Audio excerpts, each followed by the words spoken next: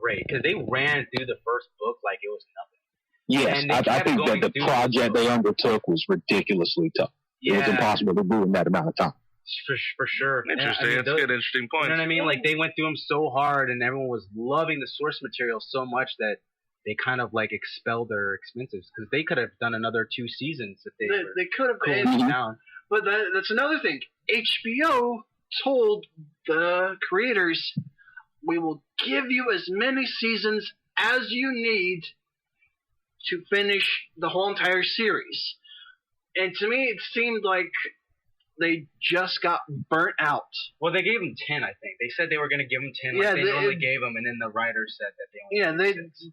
HBO said, we'll give you 10 seasons. If you truly need 10 seasons, we will bankroll everything for you. Yeah, they kind of learned off of Rome a while back that it doesn't matter how much it costs that show. If it makes you money back, then it makes you money back. It don't matter the cost. Dragon money grows on trees. You know, so I don't know. That's a good, interesting question. I personally think it's because of Martin, because they can only get so much out of him. And, you know, they can only go so far with their own writing as well. So I don't necessarily blame the writers of the show, and I think everyone who petitions it to get competent writers to redo it is silly. Because, first of all, I just want to say to the actors of the show, like, there's nothing they did wrong. Like, everything was amazing that they've done. You know, from Kit Harington to Peter Dinklage, all of them were great. But to say the show was, you know, it needs to be redone because of the incompetence of the writers, I mean, come on now, don't get mad at them. Get mad at George R. Martin. That's entitlement. That's true. He's vague as all hell, and, you know, when you get vague things, like, he gave them the ending, but he didn't give them the road in between. So yes, exactly. It's hard to really give a road to that. So I give them a pass. You know, George R. Martin getting kind of shitty in these last years, it's 9 years?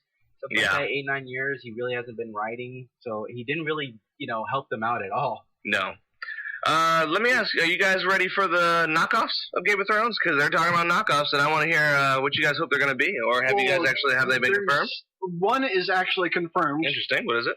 It is Blood Moon, and it's going to be about the first men and the children of the forest. Oh, they're going to go that far back. Yes, they're going to go back that far back, which I'm actually looking forward to seeing. Really? You're not really? I don't think that's going to be as translating on television as Game of Thrones was. I hear you there, actually, on that one, because it's going to be a little more fantasy-ish if they're going to go back that far. People are already kind of iffy with the dragons, you know what I mean? Like, the casual people. No, the dragons are badass, right? But, like, a lot of people, when they saw the what's her face, who died, one of the children of the forest, they were like, okay, this is getting kind of like Lord of the Rings-ish, and we're losing people. I hear you there, okay. I actually would personally like to see Dunk and Egg. Absolutely. The Disney version of Game of Thrones. It's like the only PG-13. It's the buddy cop. Yeah, it really is. It's a good, you know, it's a recycled storyline, King Arthur pretty much, but I like it. It's good. It's good. And it has the plus of some of the children in those stories are Walter Frey and Tywin Lannister. So you actually get the characters. I think the double-edged sword with doing the Age of Heroes is that they benefit from there being no real source material written out yet.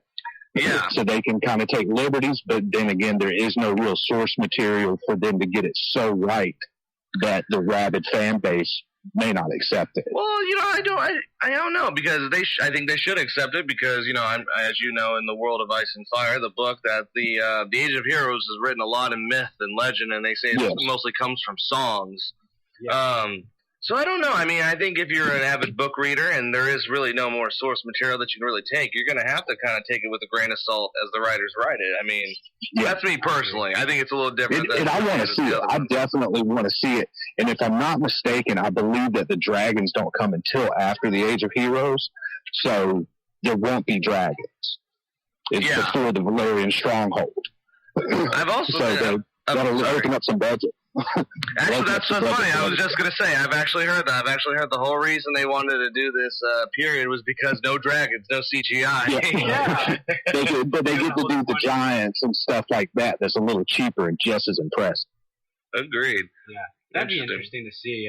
And we may get to see the big birds from House Aaron, the giant falcons and stuff like that. Oh, that'd be awesome. Well, it's said by Martin that he wants at least 3 prequel shows done from basically like from the previous books and from the lore. Then his ass needs to finish them because not even Duncan Egg is finished. I know. He wants the books that have been finished to be shows. I mean, and to me, that's what it seems like HBO is telling them. Finish doing this. If you can finish this... I mean, they can do Dance of Dragons, but they have to have a huge budget. Dragons. It have to be an anthology. Yeah, agreed. I think it's too big of an epic. Yeah, story. It's so short that it couldn't go more than 2 seasons. Right. Agreed. Yeah, or a movie. Or I would actually like a movie. I'd pay to see a movie. I would pay to see a movie. I think a video game. Yeah, like do you think like a video game or a movie to kind of keep fans going at this point? I'm hoping that they're working on like an MMO. You know, I love Game of Thrones. I'm very sad to see it go. I think it's been a tradition for a long time for a lot of people. I mean, I know it has for us. I mean, we've always got together to watch Game of Thrones and talk about it. It's brought a lot of people together. And I wonder what the next big show is going to be. But I don't think it'll ever be as big as Game of Thrones was. I mean, Breaking Bad wasn't even as big as Game of Thrones. I think Breaking Bad's good. Yeah, it's great. But Game of Thrones is better. There's some other ones that we've been hearing whispers, like you guys were saying, the Blood Moon and the prequels have already been. I think there's been some shots been made of the pilots, so there's already been production on the way for them. And the Wheel of Time series is being made. So really, I did not know that. They're gonna go with that, and that's another one I think that hasn't. Yeah, right. And you can't go back and scream at the author. He's gone. He's dead. Yeah, you know what I mean. You know what? All the people that are screaming at George R. R. Martin about finish the books, it's not him who wrote them. Remember, it's Samuel Tarly. You need to be screaming at him. He did, yeah. Oh my God, I totally forgot to mention that. My prediction came through in essence because Sam was writing the Game of Thrones. He was writing the Game of Thrones. I said that in episode 1. I said, no, Sam's going to survive because there needs to be someone to write it in the book. Actually, it was episode 2. Episode 2, that's when you said it. That's true, and he did it. By the way, he's all of a sudden a Grand Maester with all these Dude, that bothered me too. Real quick, that bothered me too because I was like, dude, you were like getting soup and turds out of the chamber pots, man. Did you see his necklace? He didn't have any links. I did not see that. Yeah. Good. He just was wearing a chain. Because, this is going to come out controversial. I actually liked Qyburn for that whole point when he always talked about how the Maesters were old ways of thinking and how they couldn't, think out of the box like he could. Now, I know he was evil and doing all kinds of crazy shit, but he was really trying to advance knowledge, and some of the stuff he was doing was, what we talk about medical history today. Yeah, that's true. So I mean, he was the first one to look at a White Walker when they brung it to Westeros. He was like, "Oh, I can use this." There was a lot that he did all that stuff on the mountain. I actually thought Qyburn wasn't like that bad, but when you're working for Cersei, it's like saying what's that from Stranger Things? It's like saying if you work at the Death Star, you're not a bad guy. Like of course you're a bad guy. Evil henchman. That's basically what you are. I just thought his death was Frankenstein-ish, It was very much. It was like, okay. I laughed. I thought it was the most funniest thing ever. I thought the Danny with the wings was the most funniest thing ever. That was very Batman-ish. Yeah. And that's the thing where it's like, do you think that was too cartoony to be? No, I think it was okay. I just think maybe it was a little bit too much over the top. We got to really emphasize that she's evil. It was like she's the dragon. It was like that. It was like Bright. Remember when they had Will Smith fall in the fire, so the orc had to go back and save him? It was like, we know the orc is a good guy at this point. Well, that shot. If they had given us that shot in season 6, I would agree with you. But the fact that you had to wait 8 seasons to see that poster of a shot, I think they've held that one in their pocket for a long time. Right. I liked it, but I just thought it was. The whole montage at the end, which I love the way that, Eddard Stark was like, as long as all my kids are together, then, the lone wolf stands alone or whatever, which is referring to him. And what do? They basically separate themselves clear across the 4 corners of the world. Jon's north, Arya, who the hell knows, going west of Westeros. A girl who was no one went nowhere. Oh, which, by the way, I love how Sansa Stark's like, you know what, we're going to be independent now. Okay, her part bothered me. But Dorne didn't say anything. Dorne didn't say anything. You're going to be like, that's kind of what the Iron I Island want to know what did. you guys thought about this, because I got some interesting pushback on Twitter from this. I said I actually did not like that part with Sansa. I felt like she was being conniving. Like she was trying to be like Cersei. Like she was like, no, I want to be on the throne, because she knew damn well that if Jon wasn't going to be on the Iron Throne, he was definitely going to be the king in the North. Yeah. So it was all like, what? So like she was like, I hope you forget. Yeah, when she was like, forgive me, I'm like, yeah. I would be saying the same thing. Sorry, not sorry. We're screwing you over. On two thrones. You don't get the Iron Throne nor the Winter Throne. I don't know. And then what about Gendry, man? They didn't even bring that point up. I thought that was a little plot hole, too. It's like, well, now that Gendry was legitimized, well, is he? Couldn't he make a run for the throne? He could have. That's kind of true, Yeah. right? He's Robert Baratheon's bastard. Yeah. Bastard. I don't know. What do you think, Matt? I think had they stuck with the old system, there would have been some backlash. And see, that's what my problem is that they pick and choose the system from the lore and everything when they want to in the show, and that always kind of drove me crazy. I felt like it was held to much more of a higher standard in the older seasons, but the later on, you know, as the more it went on, the more it was just kind of like, okay. You know, like, I said this before, like when the Sands took over Dorne, that bothered the hell out of me, because I was like, hey, why would you kill the prince? You wouldn't kill the prince, and even so, every house in Dorne would rise up against you. Yeah. I'm like, so that made no sense. Nothing happened.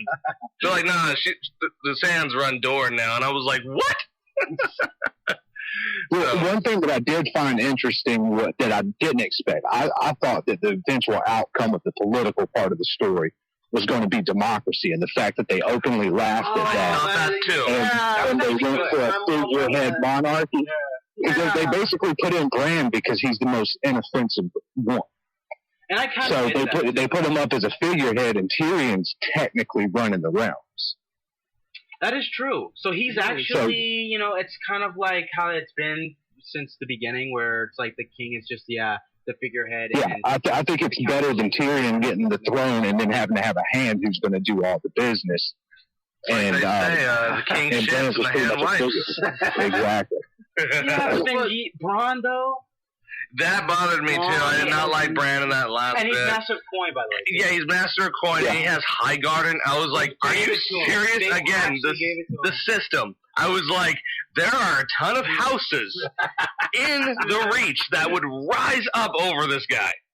They would not sit there because, you know, if little lore for people, House Gardner, when they originally ruled the Reach, you know, after they died, after Aegon burnt their whole family into the dust, they gave it to the Tyrells because they were the stewards, because they openly gave Highgarden to Aegon. Yeah. Now, what's funny about that is they even say in the history of the Tyrells there were much nobler houses than them that should have been given Highgarden, but they got it simply because they gave it to Aegon. They opened the doors. So I was like, that part is bullshit. Honestly, but Bronn basically gave it to Tyrion. I took his conclusion as the final Lannisters always pay their debts. I got that too. I thought that too. That is one part I did realize that too. I was like, see, because Jaime's dead and that whole crossbow scene and how he's like, I'm done fighting. You better give me something, you know, because Bran has gone through a lot. Let's be honest. In the whole show, he's gone through a lot. So much. I love how he's always interrupted too when he's trying to get laid in the show. That's one of the best parts. I mean, of course, man, he's gonna be angry. But, you know, it kind of goes to that part where he's just like, you know, he's like, what do you want, Bran? He's just like, I want to be my own keep, drinking my own wine, watching my sons grovel for my fortune. Yes. Hey, what better way, man, than being the Reach, man? Being Lord of Highgarden. Honestly, when I saw that part, it made me laugh because not only did he get Highgarden, he became Master of Coin. Yeah. I mean, I thought that was the most funny thing. I did not like his dialogue, though. I thought it was kind of annoying when they were like, the brothel. He's just like, you know, the Master of Coin says, we'll pay for the brothel, but we won't pay for blah, blah. I was like, oh, come on. It was like, you're cracking jokes. There's still people burnt downstairs. Seriously, that was like really ridiculous. How long was Tyrion in that cell? My God, they rebuilt King's Landing? I mean, Sam wrote a book? I mean, I was like, God damn, how much time has passed? To me, it seemed like it had to be a couple of months. I've been seeing some stuff online that they said that the scene of Tyrion shuffling those chairs lasted longer than Dany's death. Did you guys see the bottle that was in the stain? Water bottle. Samuel fucking Tarly. I actually didn't mind it. Actually, there was a guy on our Twitter that made a